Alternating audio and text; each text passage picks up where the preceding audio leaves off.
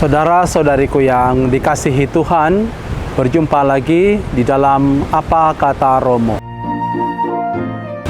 Di masa Prapaskah ini, satu kebiasaan yang sering kita lakukan adalah melakukan doa jalan salib.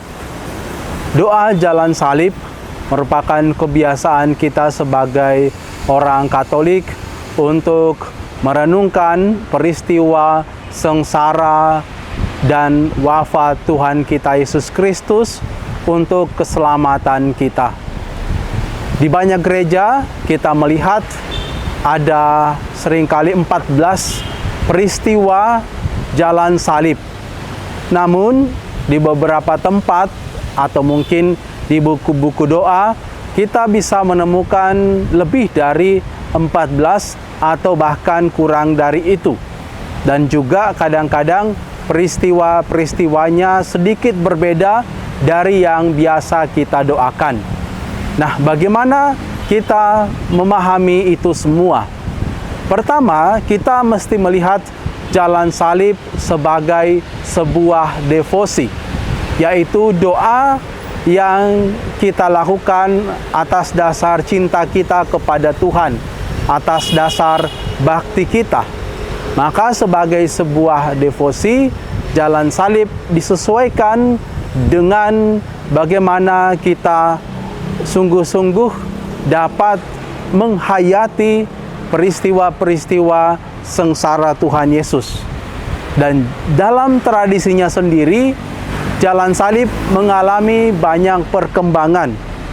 Peristiwa mendoakan jalan salib bermula dari ketika orang-orang dari tarekat Fransiskan, yaitu kongregasi yang didirikan atau ordo yang didirikan oleh Santo Fransiskus, pergi ke Tanah Suci, ke Yerusalem, dan menjaga orang-orang yang pergi ke sana untuk berziarah dan melakukan devosi merenungkan sengsara Kristus lewat peristiwa-peristiwa yang dilalui oleh Yesus menuju ke Bukit Golgota.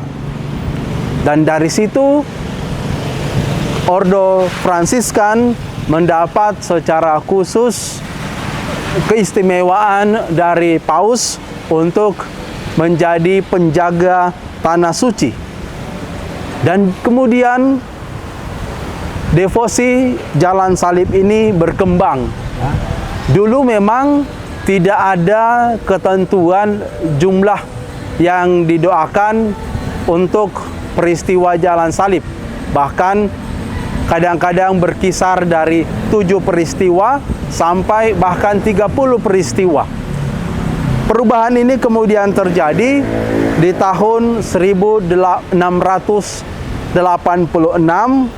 ketika Paus Innocentius ke-11 memberikan keistimewaan kepada Ordo Fransiskan untuk membuat peristiwa-peristiwa jalan salib atau stasi-stasi jalan salib di gereja-gereja.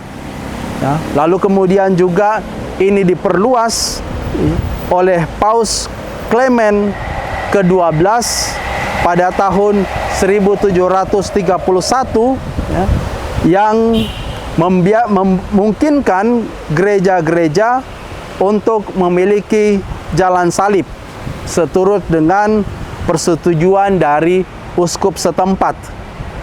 Dan sejak itu jalan salib umumnya memiliki jumlah yang sama, yaitu atau peristiwa-peristiwanya umumnya memiliki jumlah yang sama, yaitu sebanyak 14 peristiwa seperti yang kita miliki saat ini. Namun dari 14 peristiwa ini kalau kita melihat tidak semuanya itu sesuai dengan apa yang ada di dalam kitab suci. Ada beberapa peristiwa yang sebenarnya tidak ada di dalam kitab suci dan bahkan juga kadang-kadang urutannya berbeda. Maka Paus Yohanes Paulus II membuat urutan jalan salib yang sedikit berbeda agar bisa lebih cocok dengan yang ada di kitab suci. Juga kemudian ditambahkan peristiwa Yesus yang bangkit sebagai peristiwa ke-15 untuk menunjukkan bahwa akhir dari jalan salib adalah sebuah peristiwa kebangkitan, atau jalan salib tidak dapat dimaknai secara terpisah dari peristiwa kebangkitan. Maka peristiwa Yesus yang bangkit ini ditambahkan sebagai peristiwa ke-15. Pada prinsipnya kembali lagi kita tidak perlu memusingkan yang mana yang lebih tepat, peristiwa apa yang lebih cocok. Tetapi kiranya dengan merenungkan peristiwa-peristiwa jalan salib, kita dibawa kepada peristiwa di mana Yesus mengalami sengsara, wafat, dan akhirnya bangkit untuk keselamatan kita. Tuhan mengasihi kita dan mengalami penderitaan yang begitu besar, agar kita sadar akan kasih Allah dan akan penebusannya di dalam hidup kita.